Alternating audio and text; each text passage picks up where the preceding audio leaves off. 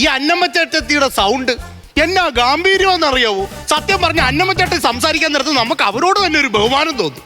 എന്റെ ബാലപ്പ, ഓ അതായത് നമുക്ക് വർഷത്തിൽ ഒരിക്കൽ വരുന്ന ഉത്സവത്തിന് നാസിക് ഡോൾ കേൾക്കാൻ ഭയങ്കര ഇഷ്ടമാണ്. അതെ, സ്ഥിരം നിന്റെ ചെവിയിൽ 2 സൈഡിൽ നാസിക് ഡോൾ കൊണ്ടിട്ട് അടിച്ചാൽ എങ്ങനെ ഇരിക്കും?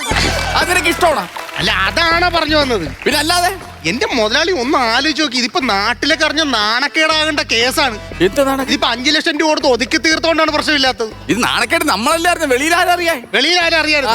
ഇതാരെങ്കിലും ഇവിടെ നിന്ന് ആരെങ്കിലും വീഡിയോ എടുത്ത് ഫേസ്ബുക്കിലാ അല്ലെങ്കിൽ എവിടെയെങ്കിലും ഇട്ടിരുന്നെങ്കിൽ നിങ്ങൾ വൈറലായ ഏറിക്കിടന്ന് കറങ്ങിയന്നെ നിങ്ങൾ.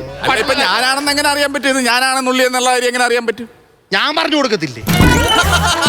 പിന്നല്ല എനിക്ക് പിന്നെന്തോ വരും, ഞാൻ പറഞ്ഞു കൊടുക്കും. ബാലപ്പ ഇവിടെ പണിക്ക് വന്നിട്ട് എത്ര ആളായി? ഞാൻ വന്നിട്ട് ഇപ്പൊ 15 വർഷമായി. 15 വർഷമായി. എത്ര വയസ്സായി ഇപ്പൊ? എനിക്കിപ്പോ 19 വയസ്സ്.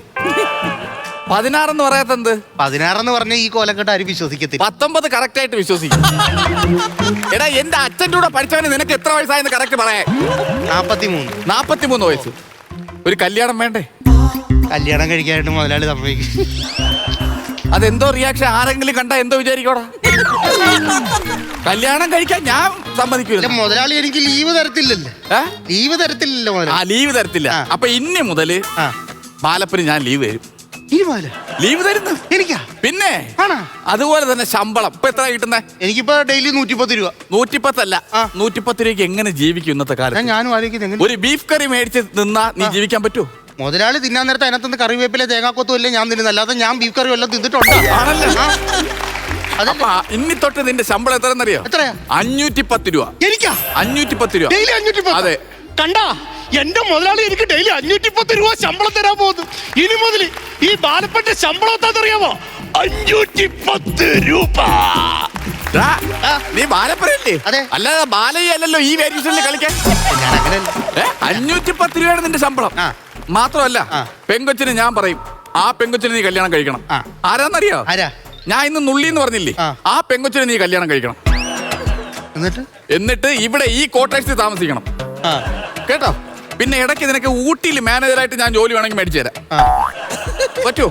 ഞാൻ ഊട്ടിയില്ലേ? അതെ, ഊട്ടിയിൽ മാനേജറായിട്ട് അവിടെ ചോദിക്കുന്നു. അവളിവിടെ നിൽക്കും, വിഷയമില്ല, ഒരു വിഷയമില്ല. എന്റെ കൂടെ അല്ലേടാ ആ മൂലക്കിരിക്കുന്നതേ? പന്നിപ്പടക്കമല്ലേ? അതെ, അത് പന്നിപ്പടക്കമാണെന്ന് എനിക്കറിയാലോ. അതറിഞ്ഞു വെച്ചോണ്ട് ഞാനതെടുത്ത് അവിയലുണ്ടാക്കും. അതില്ല. ഇല്ലല്ലോ. ഇല്ല, ആ പരിപാടി വേണ്ട. എന്റെ മുതലാളി 5 വർഷമായിട്ട് ഞാൻ വള്ളിയെ പ്രണയിച്ചോണ്ടിരിക്കുവാണ്. വള്ളിയെ പ്രണയിക്കാൻ നീ ടാർസനാ? അയ്യോ, ആ വള്ളിയുടെ കാര്യമല്ലെന്ന്. പിന്നെ നമ്മുടെ രാമപ്പനില്ലേ, രാമപ്പൻ ചേട്ടന്റെ മോള് വള്ളിയെ ഞാൻ ഇഷ്ടത്തില്ലല്ലോ. അപ്പൊ പിന്നെ ഞാൻ വേറെ കല്യാണം കഴിക്കുന്നത് എങ്ങനെ? എന്നാലും മുതലാളി ആവശ്യമില്ലാതെ വള്ളി പിടിക്കേണ്ട കാര്യമില്ല. ആവശ്യമില്ലാത്ത കാര്യങ്ങൾ പറയില്ലേ? ഞാൻ പെങ്കൊച്ചിനെ കണ്ടിട്ട് പോലും ഇല്ല. അയ്യോ, എന്റെ വള്ളിയെ കയറി പിടിക്കേണ്ട കാര്യമില്ല.